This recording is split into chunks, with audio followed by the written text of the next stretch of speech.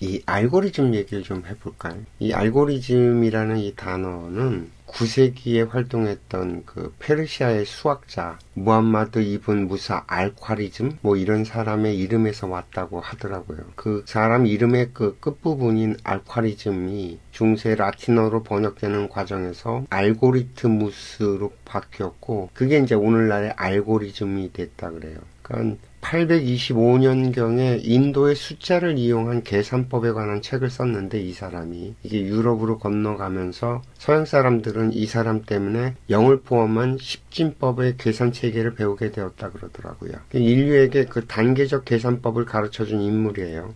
이제 알고리즘의 뜻이 뭔가 이렇게 사전으로 물어보면 어떤 문제를 해결하기 위해서 정해진 절차나 단계적인 규칙을 말하는 건데 그 집합이지. 뭐 예를 들어서 요리법의 레시피 같은 거예요. 라면을 끓인다는 목표를 위해서 일단 먼저 물을 끓이고 스프를 넣고 면을 넣고 하는 정해진 순서를 따라가는 것 자체가 알고리즘이라는 건데 이게 이제 데이터 시대가 되면서 그 사용자의 취향을 분석해서 그 사람이 좋아할 만한 정보를 계속 던져주게 설계를 하는 거죠. 유튜브나 뭐 SNS나 뭐 이런 것들이. 그래서 알고리즘이 짜놓은 대로 사람들이 이렇게 보게 되어 있다. 그래서 알고리즘 때문에 인간이 생각하는 게 이렇게 단순해지고 굳어져 간다. 뭐 이런 식으로 현대적인 해석을 하는데 난 이게 좀 되게 이상하더라는 거예요.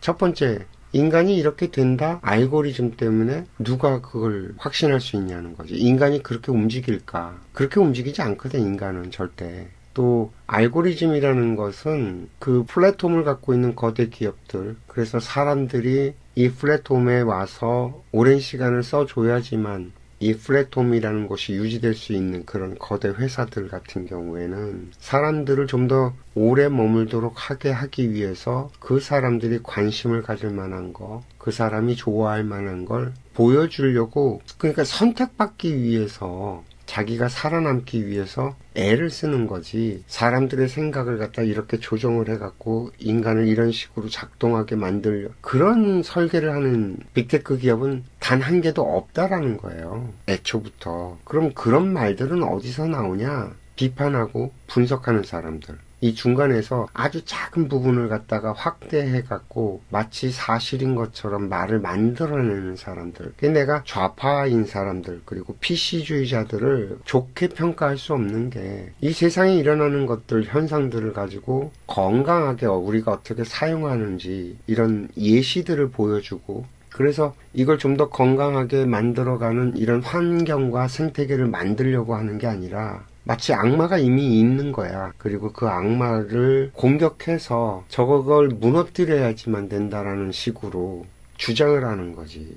지금 뭐 보통 보면 알고리즘에 의해 갖고 인간이 작동하고 인간들이 거기에 휩쓸려 가고 있는 걸 마치 당연한 것처럼 평가들을 하고 얘기들을 하는데 내가 볼 땐 그 말도 안 되는 소리들이라고 그게. 인간을 지배하거나 가축화한다거나 이런 게 어떻게 가능하냐고요. 알고리즘 설계하는 사람들이 아무리 정교하게 설계를 해도 인간의 이 욕망과 욕구를 다 맞춘다는 건 불가능하다고. 그리고 더 놀라운 거는 인간이 살아가는데 벌어지는 이 환경 있잖아요. 이 환경에서는 알고리즘을 뛰어넘는 알고리즘 너머의 것들이 계속 지속적으로 들어오게 되어 있다고. 이 데이터와 수치 갖고서는 최적화를 할 수 있다? 왜 그게 가능하노?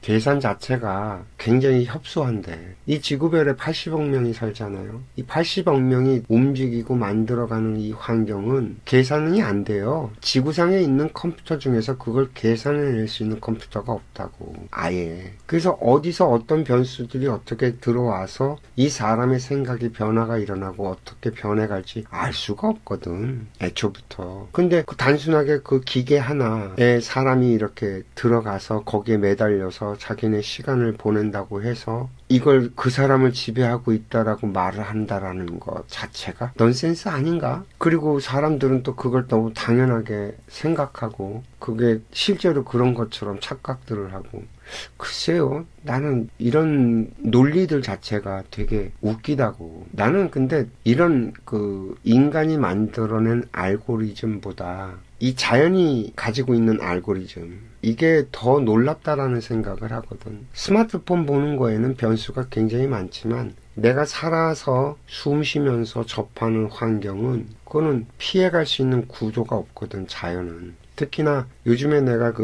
양자역학의 현상을 갖고 설명을 하잖아요. 이 우주에 있는 물질은 전부 다 하나라. 이 통갈이 자체가 하나라. 그래서 전부 다 연결되어 있다고. 그게 물질 속에 이렇게 깊이 들어가서 그 안을 들여다보면 양자현상이라는 것이 있는데 이 양자현상에 의해 갖고 중첩되어 있고 서로 얽혀 있고 그렇다라는 거거든. 그래서 모든 물질들은 정보가 공유가 돼서 정확하게 나한테 와야 될 것들이 오고 있다고, 인과의 법칙에 의해서. 그래서 자연의 법칙은, 그러니까 이 자연의 알고리즘은 인과의 법칙이라고요. 이 인과의 법칙에서 벗어나는 게 하나도 없고, 그래서 지금 이 시대를 살아가는 우리들은 이 시대라는 이 환경에서 보여주는 것들, 접할 수 있는 것들, 그것에 의해서 생각을 하고 상상을 하고 의식을 확장시켜가는 거지. 만약에 우리가 10,000년 전에 이 세상에 태어났었다라고 치면 그 10,000년 전에 그 환경 속에서 환경을 기반으로 해서 생각을 하고 상상을 하고 확장을 시켜간다고. 자연이 우리에게 정보를 열어주는 만큼 상상의 지평이 넓어지는 거지, 자연이 우리에게 그 정보를 열어주지 않으면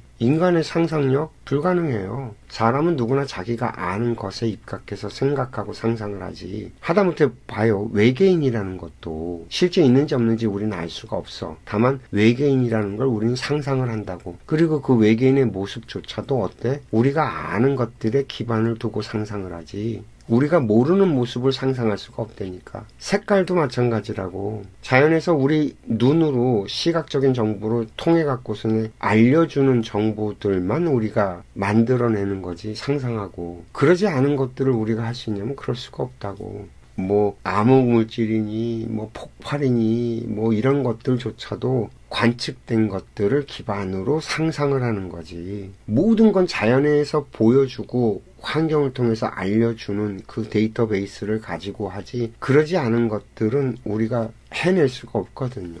그래서 내가 맨날 얘기하는 게 있잖아. 요한계시록과 노스트라다무스를 볼 때 영계, 그러니까 4차원의 신계에서 우리한테 어떤 메시지를 보여준다고.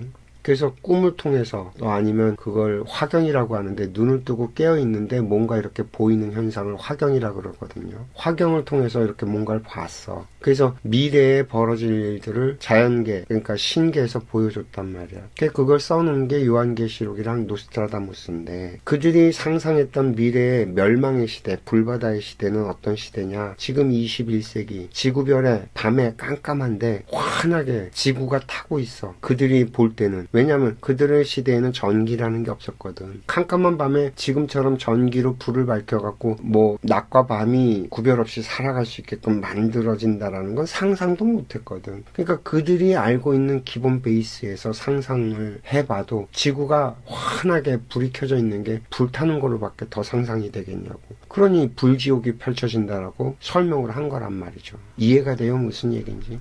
그래서 알고리즘, 인간이 만든 알고리즘은 자연이 제공하는 알고리즘과는 차원이 달라. 오히려 우리는 자연이 제공해주는 이 알고리즘에서 벗어나지 못하지. 인과의 법칙이라는 걸 벗어날 수 있는 그 존재는 없다고. 이건 하느님도 불가능해요. 하나님 자체가 인과의 법칙이라서 자연의 법칙 자체가 인과의 법칙으로 작동을 하게 되어 있는데, 근데 이 자연이 움직이는 이 인과의 법칙, 그 양자 현상에 의해 갖고 중첩되고선에 얽혀 있는 그 모든 것이 다 연결되어 있는, 물질은 모든 게 다 연결되어 있다라고 한 덩어리라고 제가 자꾸 그러잖아요.